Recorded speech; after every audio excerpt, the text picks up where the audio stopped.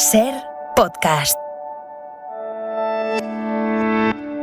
Entonces, vale, voy a pedir, necesito que me digáis vuestro número de pie para daros calzado de seguridad, ¿vale? Pon un 41, porque como llevo un zapato deportivo, quizá aguante un poco más. Vale, Sí, perfecto. 37. 37, vale, pues voy a pedir. ¿Calzado de seguridad? ¿Para qué? Quizá para no contaminar. Ten en cuenta que aquí trabajan con tejidos vivos. ¿Estos zapatos de seguridad para qué son?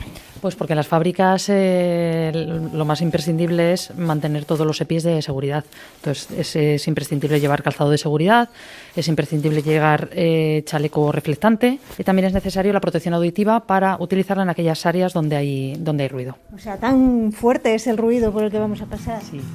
¿Y frío va a hacer?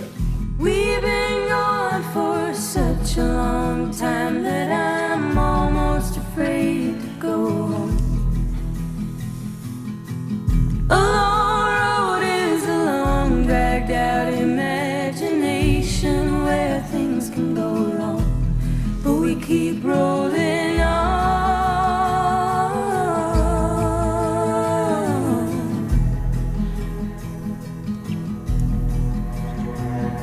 No, doctor, but if I was guessing, I'd say it was just growing pains. And painful as growing is, we can't forget it's hard to get to taking the reins, and we'll all be okay.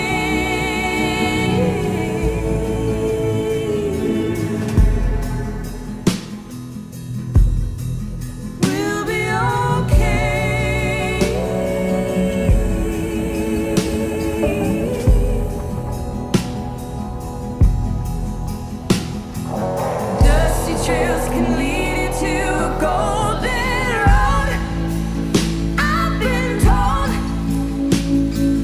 Can't remember who it was or all she spoke.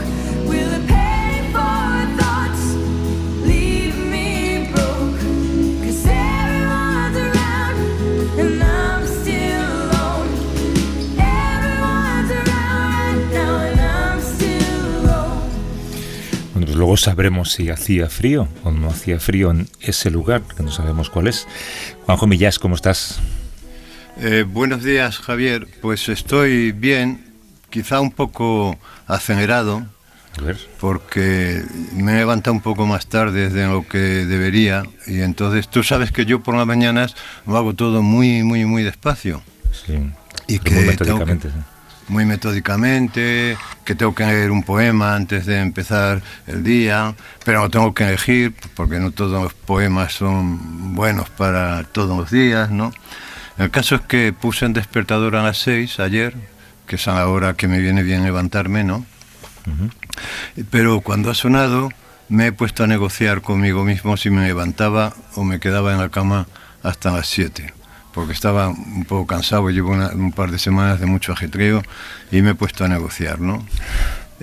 Bueno, tenía excelentes argumentos, tanto a favor de una cosa como de la otra. O sea, perfecto, podía levantarme a las 6 o a las 7 con plena justificación moral, ¿no? A las 6:10, una de las partes de mí en la que defendía levantarse a las 7 abandonó la mesa de negociación. Dijo que te den, de modo que nada, seguía en la cama con los ojos cerrados, pero la parte de mí que defendía que me levantara a las 6 continuó en la mesa de negociación, obligando a regresar a la parte que se había levantado, ¿no? Bueno, finalmente, tras un duro tira y afloja, me he levantado a las 6:30. Bueno, las dos partes, bien, podríamos decir, bien, cada parte ha cedido. De acuerdo, sí. Bien, media hora, bien.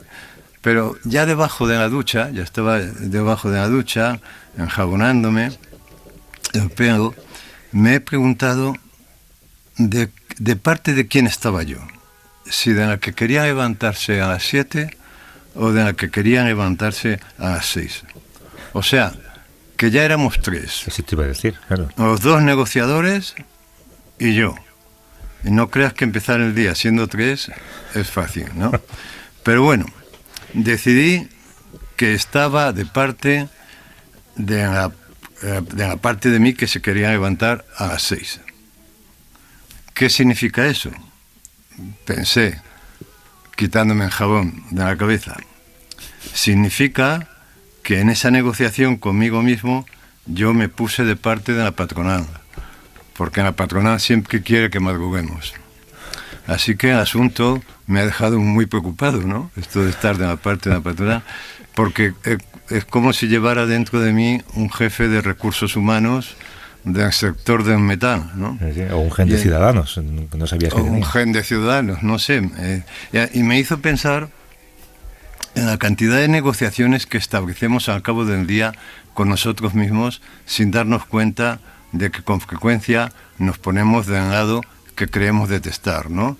Me tomo otra copa de vino, no me la tomo, al final me la tomo, que me sienta mal, me tomo otro café, no me lo tomo, llamo a mi madre hoy, lo dejo para mañana, bajo la basura, lo dejo para mañana, me masturbo, me levanto de la cama a las 12 para comprobar, a las 12 de la noche digo, para comprobar que he cerrado la llave del gas. En fin, todo esto son negociaciones que llevamos a cabo sin darnos cuenta.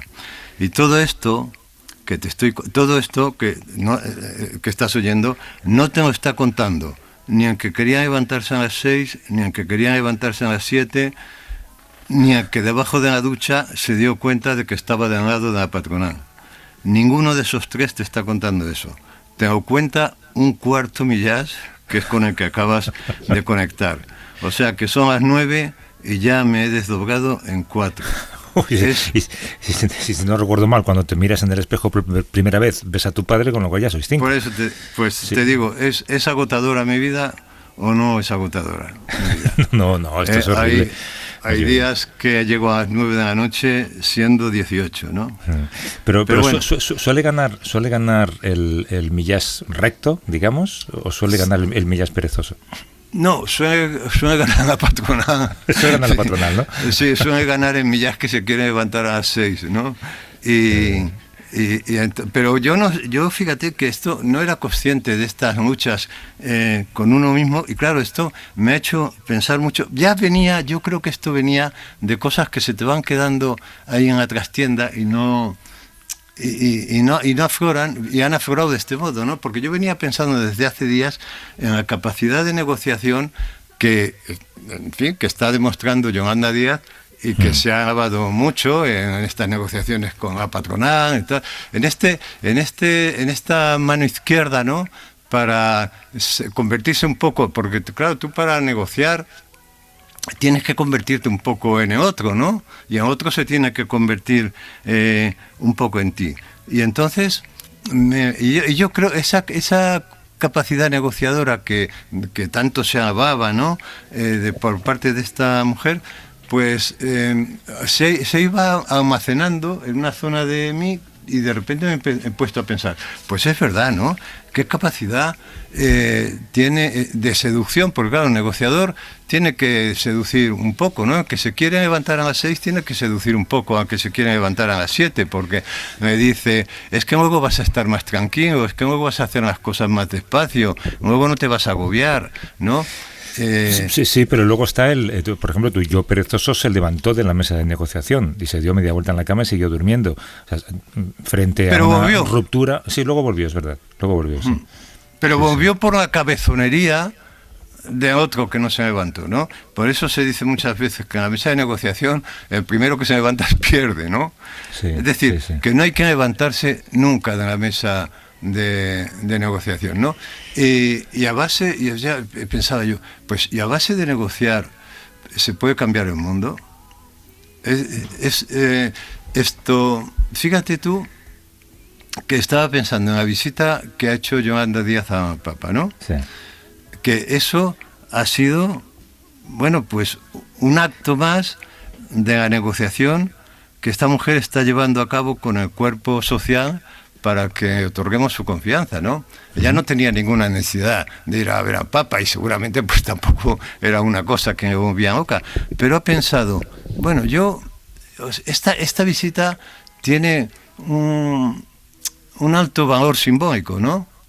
en una persona que yo creo que estaba intentando volver a casi a sanidad, a punto de sanidad en el que Podemos se hizo cargo de las reivindicaciones del 15M, ¿no? Y las vehiculó, pero en fin, y bueno, y llegó a ser número 1 en intención de voto, ¿te acuerdas de esto, no? Sí, perfectamente. O sea, pero fue número 1 en intención de voto precisamente porque escapaba de los esquemas clásicos que no explican el mundo ya, de derecha, izquierda, y en fin, y cayeron en posiciones sectarias, y en fin, todo esto que ya se ha explicado tantas veces, que les ha llevado, que les iba conduciendo, y les ha conducido casi a ser una fuerza testimonial como fue Izquierda Unida en su momento, ¿no? Y entonces Yolanda Díaz pues ha decidido salirse de estos esquemas que no explican el mundo y que no son capaces de modificar la realidad y negociar con la realidad y negociar con nosotros. Y entonces yo creo que la visita al Papa, bueno, y además la negociación con el Papa debe haber sido muy buena, a juzgar por la irritación que ha causado en todo el mundo, ¿no? Claro.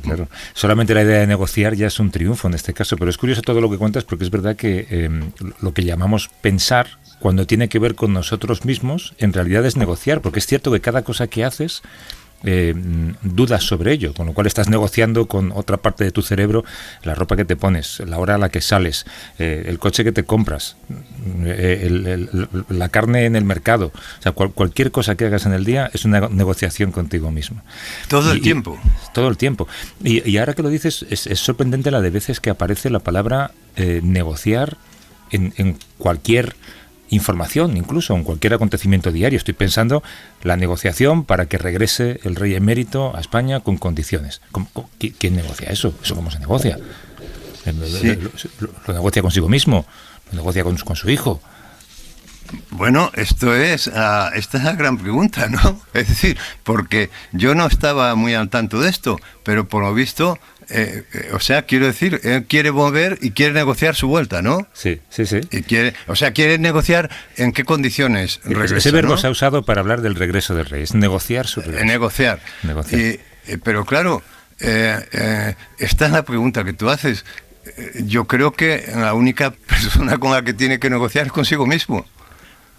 Claro, porque ¿con quién va a negociar esto? ¿Con la justicia suiza? Quiero decir, porque, claro, con la británica, porque yo creo que una de las razones, porque bueno, lo podía negociar con su hijo, pero sería un poco estrambótico, ¿no? Porque yo creo que esto de la negociación para el regreso a España seguramente tiene que ver con el hecho de que la Fiscalía ha archivado todas las causas en España, ¿no? Hemos echado una mano hemos echado una mano en Hacienda para que regularizasen, hemos echado una mano con la Fiscalía, en fin, estamos echando una mano. Pero claro, él estaba exiliado o huido, depende, en un país donde no había tratado de extradición con Suiza. Sí. Que es donde tiene alguna causa pendiente. De manera que yo creo que esa negociación solamente la puede establecer consigo mismo. Es decir, he sido bueno, he sido malo, tengo derecho a vivir de un sueldo público, a regresar a la Moncloa, que es un edificio público. Merece la pena el bochorno público de mi regreso a cambio de volver a comer jamón, este tipo de cosas. Echa de menos la comida, dicen, ¿no? Esto es, merece la pena el daño que haría yo a la institución. Los chistes que van a hacer de mí. Los chistes. Sí. Claro, pero ¿con quién si no? ¿Con quién? Ahora, a mí me gustaría estar en esa mesa de negociación, ¿eh? Con varias partes, ¿no? Claro, porque sería muy interesante, ¿no? Sí, ¿no? Sería una buena crónica. Estoy pensando que el paradigma de la negociación con uno mismo ahora mismo debería ser, o es Twitter, ¿no? En Twitter todo lo tienes que negociar contigo mismo. Pongo este tuit, respondo a este tuit, lo borro, uso el sarcasmo, no uso el sarcasmo, troleo a esta persona, insulto a esta persona. No sé si tú últimamente tienes mucha relación con Twitter, la verdad no te he preguntado últimamente. escribo esta palabra con B, la escribo con V. Sí. Es decir, que efectivamente... Pero esto es espectacular, Javier, porque no somos conscientes de que la vida es una negociación continua, y es muy curioso, seguramente, que en la negociación que mantenemos con nosotros mismos, muchas veces nos ponemos de la parte de nosotros mismos más oscura, es decir, de la parte que no nos pondríamos si la negociación estuviera fuera, ¿no? Esto me llama muchísimo la atención, ¿no? Lo contradictorios que somos, ¿no? Y yo creo que esto lo ha metaforizado muy bien el encuentro de Yolanda Díaz con el Papa, ¿no? Porque claro, fíjate que Yolanda Díaz, que está intentando escapar de este corsé, de los corsés verbales de derecha a izquierda, etcétera, porque ya lo que quiere es ocupar un espacio amplio de sentido común para volver a ser número uno de intención de voto, ¿no? Pero todos sabemos que viene de la izquierda, ¿no? Que viene del comunismo clásico, por entendernos, ¿no? Y va a entrevistarse con la persona que en apariencia representaría todo lo contrario por el comportamiento histórico de la Iglesia. Pero sin embargo, todos sabemos que por debajo la doctrina de la sociedad de la Iglesia está mucho más cerca del comunismo, y desde luego de la socialdemocracia, que del capitalismo, ¿no? Que del capitalismo. O sea que ella ha ido como en apariencia a ver a Papa, pero en la práctica ha ido a ver... Por eso una diputada de la derecha dijo cumbre comunista en el Vaticano.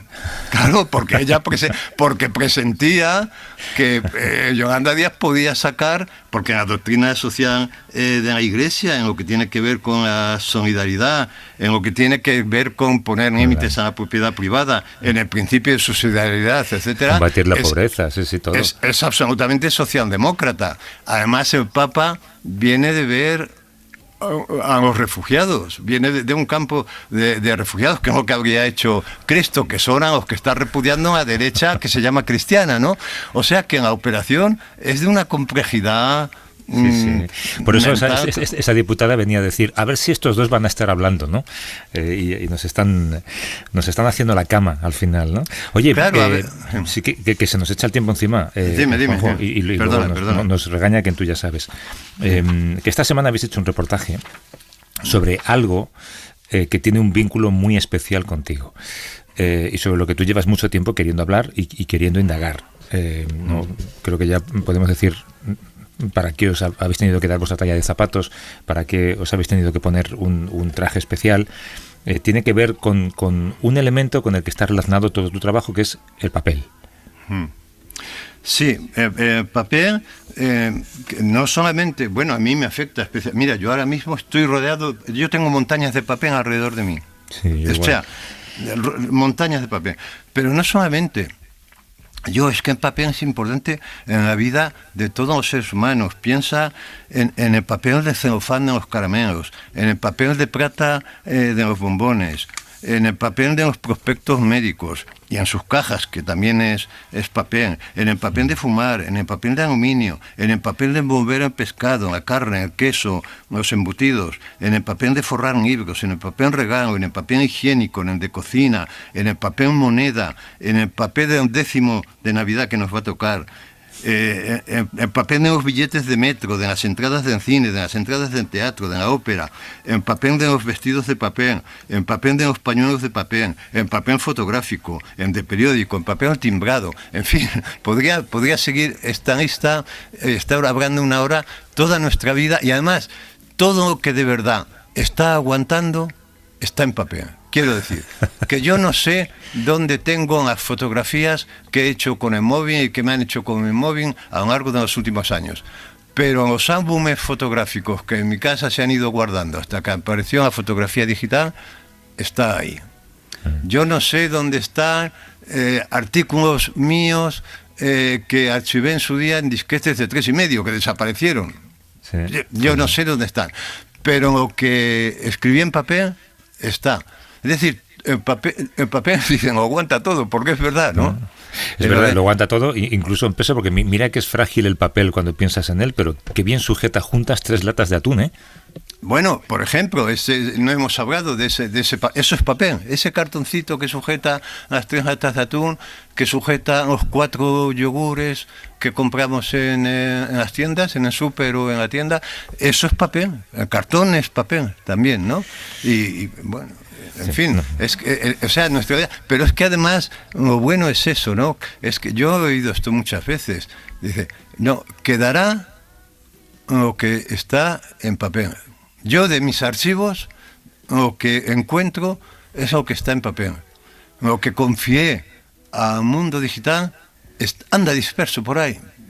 Pero tú fíjate, ¿tú te acuerdas de los disquetes de 3,5? Sí, claro que sí, sí. Bueno, y luego te acuerdas de los discos duros. O sea, yo tenía un disco duro donde de vez en cuando mi ordenador ya no tenía capacidad para almacenar más, lo pasaba en disco duro. Yo qué sé dónde están esos discos duros ahora, ¿no? Si funcionan o si tendrán algo, ¿no? Bueno, claro, y si funcionan. Oye, que como periodista de riesgo que sois, cogisteis el coche y lo primero que hicisteis fue lo que suele hacer un periodista, que es, os perdisteis. En este caso lo que vamos a ver es el papel. El cartón. Papel. Y luego el papel se transforma en cartón. El cartón se forma por varias capas de papel. Normalmente el cartón tiene una cara exterior de papel, otra cara interior ondulada, sí, y otra cara por dentro. Es decir, como mínimo lleva 3 papeles en el cartón ondulado. Puede llevar hasta 5, incluso 7. Pero es todo papel. Pero es todo papel. Todo. Siempre papel recuperado. Entonces, ¿qué porcentaje del papel que usamos en la vida cotidiana regresa otra vez a otra vida? Pues más o menos, España es uno de los países con más tasa de reciclaje, de recuperación de papel. Estamos solo por detrás de Alemania. Y estaremos en un 75%. ¿Tanto? Y además nuestro sistema de recogida, sistema de recogida nacional que existe, es uno de los ejemplos en Europa. Pero claro, yo a veces dudo si el papel meterlo en lo orgánico, porque finalmente el papel es orgánico. La diferencia es que todo lo que va al residuo orgánico va a ir a vertedero. Si las fábricas que fabricamos papel a partir de papel recuperado no existiesen, en un año llenaríamos 52 campos de fútbol de residuo. Ya. Porque lo que nosotros consumimos, nuestra materia prima, es un residuo. Entonces, por entendernos, yo debo echar la servilleta de papel con el cartón. Bueno, el papel tisú, todo lo que es papel tisú, al orgánico. O sea que lo estoy haciendo bien. Sí. Claro, mi instinto me decía que en las servilletas, porque usamos servilletas de papel en casa, va. Sí, tú sueles llevarlas en el bolsillo. Y yo siempre llevo. Y en ese ciclo es eterno. O llega un momento en el que no se puede reciclar. La fibra en el proceso de fabricación cada vez se va haciendo más corta y ya no eres capaz de retener esa fibra en la hoja de papel. Se habla de que tiene una vida de 7 ciclos de reciclaje, la fibra. O sea que en papel podríamos decir que se reencarna. Por ejemplo, una novela se reencarna en caja, ¿no? Efectivamente. Se podría reencarnar en un papel para hacer una caja de cartón. Un papel blanco, porque hay cajas de cartón que el exterior de la caja es blanca. ¿El color se lo dais vosotros en el proceso? El color lo damos eligiendo la materia prima. Es decir, si nosotros queremos producir papel blanco, tenemos que utilizar materia prima blanca. Oye, ¿y es cierto que hay ahora una escasez muy grande de cajas? Es verdad que hay una demanda alta, pero bueno, yo creo que somos un sector que no hemos parado durante la pandemia, hemos sido un sector esencial y la producción está creciendo. Entonces, yo no espero una gran crisis de ¿Tenemos que importar o con lo que se fabrica en España, con las cajas que se fabrican en España tenemos suficiente? Incluso exportamos, a lo mejor. Las cajas se transportan muy mal, porque transportas aire. Sí, el cartón es aire. Pero el cartón ondulado entre medias lo que lleva es aire. Entonces las cajas viajan mal porque lo que transportas es aire. Entonces no se suele ni importar ni exportar. No quiero decir que no exista. ¿Y cómo explicarías tú a un profano qué es la celulosa? Quizá la fibra es como los músculos del cuerpo. Eso es. Es como los músculos del cuerpo, bueno, y además las fibras están unidas unas a otras en la madera mediante lignina. tú puedes fabricar papel a partir de madera por medios mecánicos o por medios químicos. Por medios mecánicos se consigue el papel de periódico y por medios químicos ya consigues otra serie de papeles porque eliminas más lignina de las fibras. Bueno, venga, vamos a ver una excursión que tenemos. Oye. Sunrise come down as seen when they hit the Curioso lo mal que huelen las fábricas de celulosa y un olor, ya no voy a decir el olor del periódico, que ya todo el mundo también conoce, pero un olor todavía más antiguo en nuestra memoria, que es el olor de una enciclopedia. ¿Tú te acuerdas, Juanjo? Claro, y el olor de cuando los libros se retractinaban y conservaban el olor de la imprenta, a abrirlos, te venía el olor de la imprenta, que era un olor que para mí resultaba muy agradable, ¿no? Bueno, la gente todavía, cuando una de las cosas que dice, por las que dicen, prefiero leer el libro de papel que en libro electrónico, dice, es por el olor de la tinta. Porque a veces es a veces el olor ya no está, pero hay un reflejo ahí condicionado de manera que el cerebro lo fabrica, ¿no? Sí, es verdad. Es decir, el tacto, es que claro, el papel en la lectura del papel apela a muchos sentidos, ¿no? Apela al tacto, apela al olfato, apela a la vista, ¿no? Y había mucha información en esa conversación que teníais, ¿eh? El tema del reciclaje, dónde está España, que me ha dolido que digan que solamente nos gana Alemania, porque esa expresión de España está por encima de Alemania en algo es como el estándar oro del orgullo patrio, no estar por encima de Alemania, pero estamos justo por debajo de Alemania. Tú además buscas una información que no suele aparecer en todas las ediciones, en los libros, ¿no? En las páginas al tocarlas, digamos. Sí, yo siempre busco al final. Siempre busco, porque era una práctica que antes yo creo que era más común que ahora algunas editoriales la llevan adelante, pero no, siempre busco con qué clase de papel se ha fabricado ese libro, ¿no? Me gustaba mucho esa inscripción de este libro, se terminó de imprimir en tan fecha, en tan imprenta, con papel perjurado de tantos gramos, porque es un poco como en los prospectos médicos cuando te pone, o en los prospectos médicos o en los alimentos envasados donde pone el contenido, ¿no? Sí. Y que yo creo que es una información que es interesante para el lector y que de alguna forma que forma parte del libro, ¿no? Sí, igual que cuando compras papel para impresora, hay un número que suele estar entre 90 y 100, que te indica la blancura del papel, ¿no? Y el del 90 sabes que es un papel un poquito más amarillento y intuyes que un papel de 100 tienes que verlo con gafas de sol, prácticamente de lo blanco que es, ¿no? Y el gramaje, que es una palabra que se utiliza mucho en este mundo, que es el grosor de las páginas de un libro. A los libros, por ejemplo, yo que sé, de poesía con de tapa dura, que a lo mejor tienen pocas páginas y hay que darle más volumen, pues se utiliza un papel más grueso, porque además tú ves que hay muchos libros que te molesta que estás leyendo una página y se transparentan las letras del reverso de esa página, ¿no? Bueno, pues el gramaje es muy importante, la textura, en fin, porque hay tantas clases de papeles como estrellas en el cielo. Y ha habido una precisión muy interesante que nos ha hecho la directora de la fábrica, de estas precisiones que son muy bonitas. Dice, el papel, las cajas son muy difíciles de transportar porque transportas aire. Sí, es verdad. Claro, es muy caro. Sí, hay una editorial que es Errata Naturae, que siempre incluye un texto en el que te dice el tipo de papel usado, de dónde proviene, el gramaje, incluso el tipo de transporte. Hay otra editorial que también incluye información sobre el papel en sus libros, es la editorial Nórdica. Su editor es Diego Moreno. ¿Cómo estás, Diego? Buenos días. Hola, buenos días, ¿qué tal? Escuchábamos antes en el montaje de Juanjo cómo la directora comparaba la celulosa con el cuerpo humano, decía que era como las fibras son como los músculos.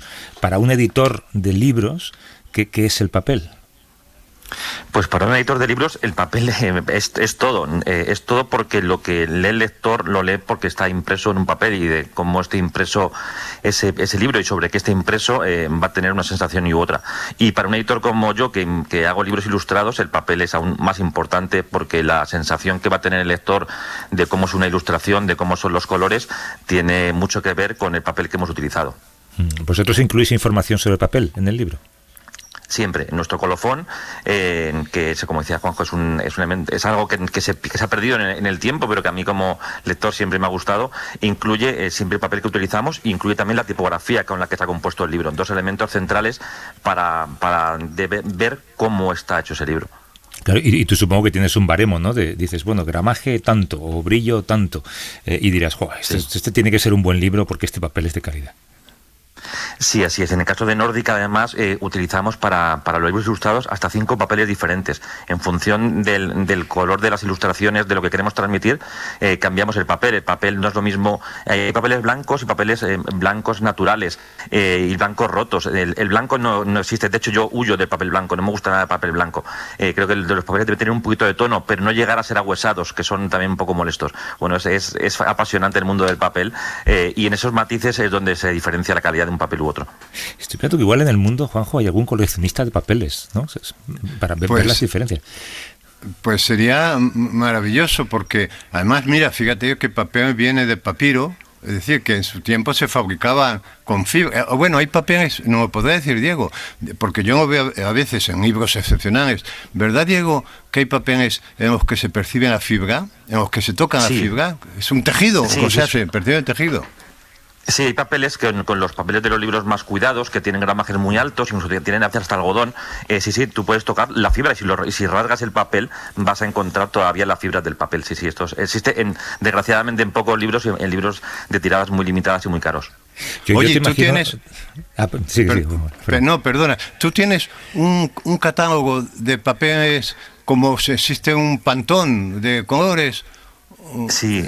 Yo tengo, de hecho un día te invito a la editorial para que te muestro todos los catálogos que tengo. Tengo catálogos de papeles de papeleras de todo el mundo y es una de las cosas que más me gusta porque tienes, para tomar la decisión de un papel o de la cubierta de un papel o la tela de un libro, estamos a veces días buscando el papel que queremos. De hecho, acabamos de hacer un libro que hemos estado varios días viendo entre todos nuestros catálogos el papel exacto que queríamos, el tono y la textura, porque no solamente es el color, es muy importante la textura. Hay una textura lisa o textura más rugosa y eso depende de lo que quieras transmitir, tienes que buscarlo.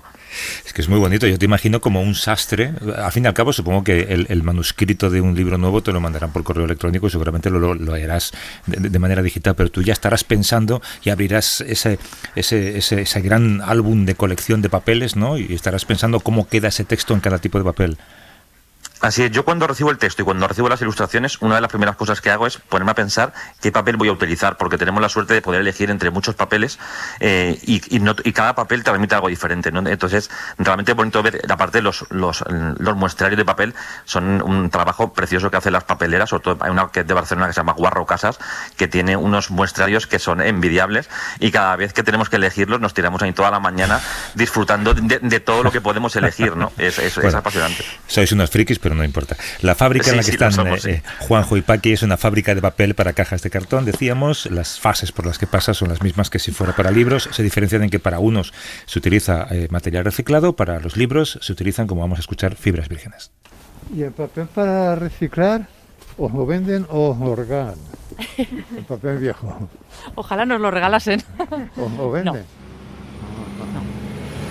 Ni la basura se regala. Los únicos que regalamos somos nosotros. Somos los que... O sea, cuando echamos una caja de cartón a la basura estamos haciendo un regalo. O sea. Buenos días, soy María Berzosa. ¿Me abres la puerta verde, por favor? Gracias. Ah, mira. Mira aquí a la derecha. No sé, estábamos mirando hacia adelante y no veíamos lo que teníamos al lado. De reojo me parecía una pared. Es una pared, pero es una pared de cartón. De papel. De balas de papel y cartón. De cartón aquí, pero esa de ahí en medio es papel blanco. Eso es. Impresión. Sí. Y aquí están mezclados restos de imprenta, libros a lo mejor se han guillotinado, cartas de amor que se han tirado a la basura, fotografías de álbumes familiares a lo mejor. O sea, todo eso, toda esa vida sentimental está aquí mezclada y hecha, contenida en vagas, ¿no? Si alguien pudiera coger una de estas vagas y reconstruirlo como un puzzle, que saldría de ahí, ¿no? A lo mejor hasta hay dinero.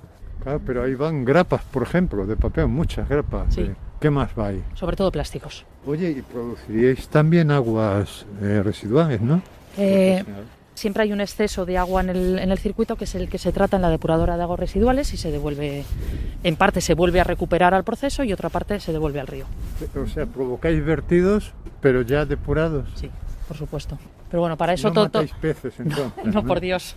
Bueno, Paqui, hay que volver a señalar que seguimos caminando. Seguimos caminando entre un bosque de papel. Entre montañas de papel. O sea, entre bosques desestructurados, que son como la tortilla desestructurada de Ferran Adrià, ¿no? Ahora vamos a entrar al primer edificio donde está la primera parte del proceso, que es donde vamos a el proceso para separar todas las fibras de celulosa y retirar todos los impropios que nos vienen con la materia prima. ¿No te gusta la palabra impropios? Todo lo que no es papel es impropio. Es impropio. Impropio. Todo lo que no es papel y cartón es un impropio. Esto es una batidora gigante que se llama pulper. Es el principio del proceso. La materia prima viene por las cintas, cae al depósito, abajo hay un rotor y está entrando agua y lo que está haciendo es moler ese papel para separar las fibras. Cuidado porque salpica un poco. Cuidado que salpica. Madre mía. Este es otro vaso. Entonces nos hemos asomado a una ventanita como la de antes y hemos visto en acción, ¿verdad, Paqui? Una pasta que podría ser... De un color como grisáceo. En el fondo de una batidora, como haciendo bechamel, ¿no? Solamente que todo gigantesco, ¿no? Ahí te caes y te conviertes en una papilla. Bueno, ahí tiran a los impropios. Es que tú y yo somos impropios aquí. Esto que pone para manipular la sosa... Eso es porque depende de... Ahí hay ciertas composiciones, cierto material que tiene fibra muy fuerte, muy larga, que requiere que le añadas sosa para separar bien las fibras, porque si no, no consigues que se separen las fibras. Y con un tipo de maquinaria que a mí me da la impresión de que es una maquinaria muy mecánico, muy del siglo XIX, ¿no? Mecánicamente todos los equipos tienen que ser muy robustos porque trabajan 24 horas al día, 365 días al año, ¿vale? El aspecto aquí es puramente industrial, analógico, ¿no? Pues es absolutamente digital. Todos los equipos que vemos aquí son todo equipos de depuración, equipos para retirar los impropios de la fibra. O sea, por aquí pasa la pasta de la anterior cámara, ¿no? Va pasando por todos los diferentes tamices para retirar los impropios cada vez más pequeños, porque en la primera etapa hemos quitado los más grandes. ¿Y este olor tan característico de las fábricas de papel, de qué es? Es el olor de la celulosa también, y porque se está limpiando mucho y entonces, bueno, pues también surgen ciertos olores. Los impropios, Juanjo, es un buen título para una novela, ¿eh? ¿Qué tal olía por ahí, por cierto? Es buenísimo. Pues mira, no olía demasiado mal, ¿eh? Y te acostumbras enseguida. A mí no me molestaba el olor de la celulosa. Quizá en una fábrica que trabaja directamente con la madera moleste, yo no lo sé porque no tengo esa experiencia, pero a mí la verdad es que no me molestaba. Se usa madera de bosques controlados, sobre todo de pino y de eucalipto. De pino y eucalipto, sí. Mejores fibras, crecen más rápido, necesitan menos agua. ¿Vosotros, Diego, también os aseguráis de que el papel proviene de bosques controlados o sostenibles? Sí, todos los papeles que utilizamos tienen el certificado FSC que garantiza que es papel de bosques sostenibles. Creo que es una de las características. Prácticamente todos los libros que se publican en España tienen este certificado. Antes escuchábamos que en Alemania reciclan mejor que en España. ¿El papel español, comparado con el papel de otros países, está a la altura? El papel español es buenísimo. De hecho, tenemos una de las mejores papeleras de España. Hay una que es Vilaseca, que está en Barcelona y que tiene más de 300 años y que nosotros somos consumidores habituales de sus papeles y hace un papel excelente. De hecho, a la altura de cualquier papel europeo, incluso mejores. Y la propia Guarro Casas que comentaba antes también es una papelera envidiable. Sí, pero me han contado que a veces para buscar papeles de alta calidad os vais a Austria o a Italia.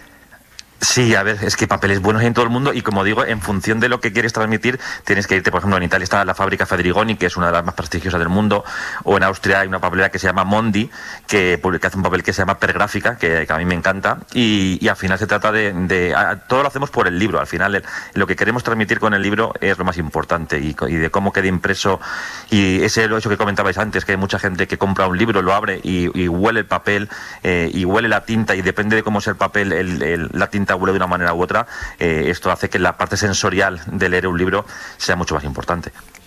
Sí, te pido que me hagas una crítica de los papeles de periódico, Diego.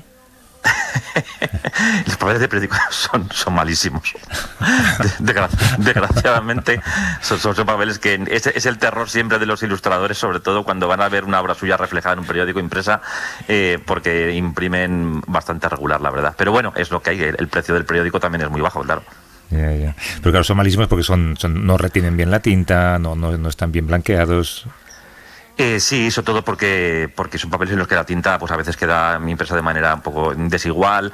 Bueno, al final tiene su sentido, ¿no? Para el periódico habitualmente no lo guardas, sin embargo un libro sí. Lo bueno de los libros es que perduran en el tiempo y por eso los papeles que hay ahora son estos papeles que no amarillean. No sé si recordáis, tendréis en casa libros que cuando los abres están totalmente amarillos porque se han deteriorado con los años, ¿no? Con el oxígeno. Eso no pasa con los papeles actuales. Y bueno, los periódicos tienen un uso más inmediato y bueno, por lo tanto el papel que tienen también es de peor calidad, claro.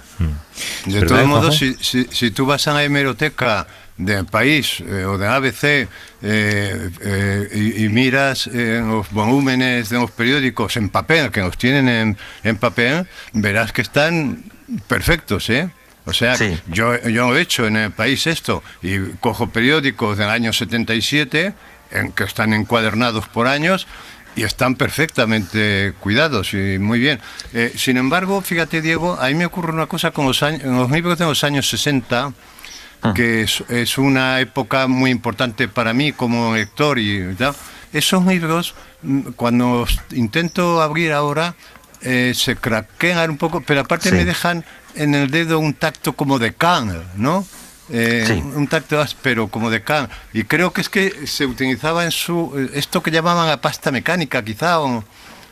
Sí, el papel que se utilizaba hace unos años era de mucha peor calidad que el actual y de hecho no se tenía en cuenta el futuro del libro, ¿no? Eran papeles para usar en ese momento y no sabíamos todavía cómo iba a pervivir ese papel en el tiempo, ¿no? Lo que comentaba de que el papel de periódico es malo, sobre todo es para la impresión, no tanto para la perdurabilidad del papel. Al final son papeles que también van en rotativa, bueno, tienen un sistema de impresión un poco diferente y por eso quedan peor, pero es verdad que los libros de hace muchos años, abrirlos ahora, por mucha ilusión que te haga, suele ser una decepción porque están en bastante mal estado, sí.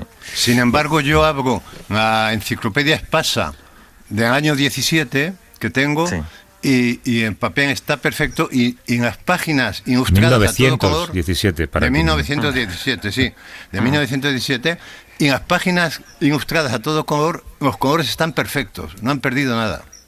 Sí, porque entonces en algunos libros especiales, tanto la técnica de impresión como el papel que se utilizaba, también había papeles de mucha calidad. Los papeles Biblia, estos que tenemos en ediciones antiguas, de estos encuadernados en piel, eran papeles también de mucha calidad y esos papeles han aguantado mucho mejor el tiempo.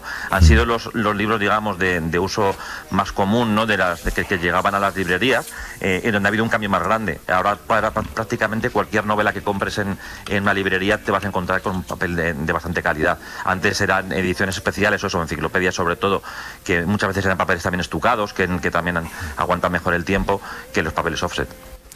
Vamos a regresar, a echar una última mirada a esa fábrica de papel.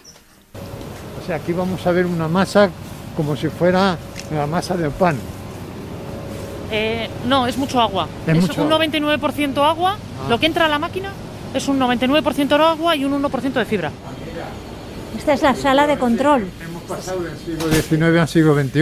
Es una industria con muchísima tecnología y muy intensiva en inversión. El sector del papel desde el 2015 al 2018-19 ha invertido 1.700 millones de euros.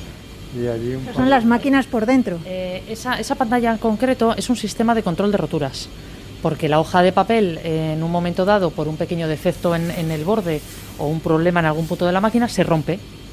Entonces hay un sistema que te hace una grabación, se sincroniza todas las cámaras que tienes a lo largo de la máquina y te hace una grabación para que tú puedas detectar cuál ha sido el origen de esa rotura. La velocidad de fabricación de estas máquinas es muy alta. Pues está entre lo normal, entre los 1000 metros por minuto, incluso hasta los 2000 metros por minuto. Claro. Aparte, la velocidad de la máquina no es la misma al principio de la línea y al final, porque el papel, según se va secando, estira y se estrecha. ¿Y por qué por un lado encoge y por otro se estira? Por la orientación de las fibras. Por la orientación de las Por la fibras. orientación de las fibras. Hola, buenos días. Bueno, nosotros estamos ahora en la sala de ordenadores, pero tiene una pared de cristal parecida a la pecera de la radio, y a otro lado vemos los rodillos con los que va discurriendo el papel. ¿No es así, María? Tenemos las tripas. Y para que el oyente se haga una idea, evoca un poco la rotativa de un periódico, las rotativas antiguas de un periódico, ¿no? Por las que el papel va discurriendo por distintos rodillos para impresión. Bueno, pues vamos a verlo entonces. Vamos a verlo, vamos a salir por ahí. Esta es la entrada de pasta a la máquina de papel. Entonces, al principio la pasta, como decíamos, solo lleva un 1% de fibra. Empieza a drenar todo el agua, que podéis ver cómo cae y cómo se recoge abajo, porque todo este agua que está drenando aquí es el que luego enviamos al principio de la línea para volver a pulpear la materia prima, para volver a separar las fibras al final. Y de hecho vemos cómo chorrea el agua por ahí abajo. Una cascada en un río. La fibra es muy uniforme, discurre sobre la cinta de un modo muy uniforme. Esta es la parte de prensa. Y aquí hay varios rodillos que ejercen presión uno contra otro. Y el papel va por el medio, acompañado de otro tejido especial que retira el agua del papel. Aquí a la salida ya está el 50%, aquí está el 20% todavía. O sea, es una hoja muy húmeda y muy débil todavía. Esta es la sequería, aquí ya estamos secando con calor, ¿vale? Es decir, estamos evaporando el agua que contiene el papel. Entonces, todos estos rodillos grandes son cilindros de fundición, son los secadores que llevan el vapor por dentro. Y aquí ya vemos el papel. ¡Qué calor, eh! Aquí al final de la línea lo que hacemos es con estos dos rodillos aplicar presión al papel para conferirle más lisura, para tener un papel más liso. Y luego ya enrollamos y esos rollos pasan luego a la bobinadora, donde ya hacemos las bobinas para nuestro cliente, que nuestro cliente siempre es una fábrica que va a hacer cartón con nuestro papel. Este ruido es ensordecedor. Y aquí María nos ha traído un recipiente en el que hay ya la pasta completamente purificada, no tiene absolutamente ningún impropio. Me he comido cereales con una pinta muy parecida a esto, Eso que te iba a decir es que finalmente yo le decía a María de broma si esto se podría comer, porque esto finalmente es puro vegetal, pura fibra, muy buena para la microbiota, por cierto. María, ¿qué ha dicho? Que ella no se la comería. Ella no se la comería. Pero es que no me como el papel, con lo cual... Bueno, en esta pasta de papel, por cierto, aquí hay cartas de amor, aquí hay esquelas, aquí hay fotografías de álbumes familiares que se han desechado, aquí hay cartas comerciales. Ahí hay restos del papel de tu habitación cuando eras pequeño. O sea, todos los apuntes de nuestros hijos de la universidad o del colegio. O sea, en este tazón de pasta de papel con agua está toda nuestra cultura concentrada, es un concentrado de toda nuestra cultura. Qué bonito pensar eso, ¿no? Que quizá una de esas cajas que nos llegarán estas Navidades con algún encargo de alguna tienda online, a lo mejor en una vida anterior fueron libros o fueron fotografías de alguien que vivió y murió y los hijos o los herederos tiraron esas fotos, Juanjo. Sí, o cartas de amor. Efectivamente, todo eso se recicla, se quita todas las impurezas, todos los impropios, se convierte en una pasta de papel y luego se convierte en bobinas, va pasando por estas máquinas que hemos visto y se convierte en grandes bobinas de papel. Es maravilloso el proceso, ¿no? Porque la pasta además se parece mucho a un tazón de leche con cereales, se parece mucho. Diego Moreno es editor de Nórdica, no hay desabastecimiento, ¿no? Por lo que nos contaba esta mujer al principio. A ver, es difícil encontrar ciertos papeles en este momento, eso sí que está pasando, nos ha costado un poco más de lo habitual encontrar papeles especiales sobre todo, ¿no? Pero bueno, o sea, no es tanto de desabastecimiento en general como de ciertas marcas y ciertos papeles. Hay que trabajar y hay que... Nosotros fabricamos el papel que utilizamos y afortunadamente no hemos tenido problemas para la Navidad, pero bueno, está difícil encontrar todos los papeles que un editor puede precisar. Diego Moreno, que es editor de Nórdica, que cumple ahora 15 años como editorial. Gracias, Diego, un abrazo. Muchas gracias, un placer. Un abrazo, Diego. Está hablando, Juanjo, que habéis hecho, yo creo que sería mi trabajo favorito. Había un programa en Discovery hace tiempo, no sé si sigue, que se llamaba ¿Cómo se hacen las cosas? Que yo me quedaba enganchadísimo. ¿Cómo se hace, yo qué sé, las cuerdas de las raquetas? Que se hacen con tripa de cerdo, que no es tontería. Sí. ¿Cómo se hace una báscula? ¿Cómo se hace una pila? Claro, es que vivimos rodeados de cosas que damos por hechas, que están ahí, como de dónde se hacen los cuchillos. Cuando nos fuimos a Albacete, ¿te acuerdas? A ver cómo se hace una cuchara, cómo se hace un tenedor. Sí. Y sobre todo los niños ya viven en un mundo donde esas preguntas no existen, ¿no? ¿De dónde viene esto? ¿Dónde viene? Y a mí me parece efectivamente esos programas muy interesantes, ¿no? Oye, te dejo que tienes, Juanjo, una ardua negociación por delante. ¿Qué hago para comer? Sí. ¿A qué hora voy a misa? Esto es. Tantas preguntas. Hasta luego, Juanjo, un abrazo. Un abrazo.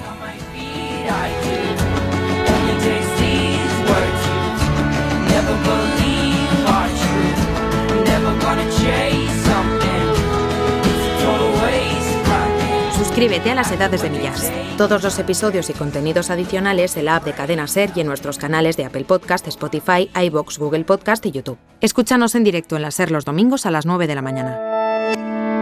Cadena SER. La radio.